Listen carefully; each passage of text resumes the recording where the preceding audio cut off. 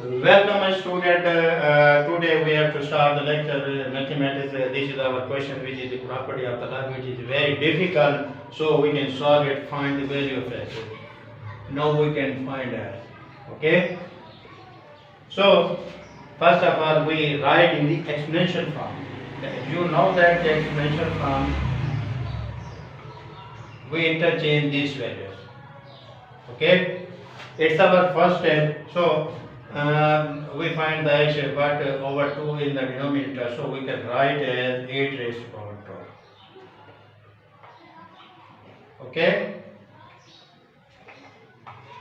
we can write as this will be cancelled,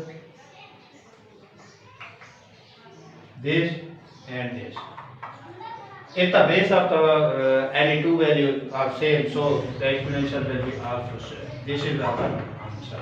Okay, if like my video, so subscribe my channel. Thank you. Allah Hafiz.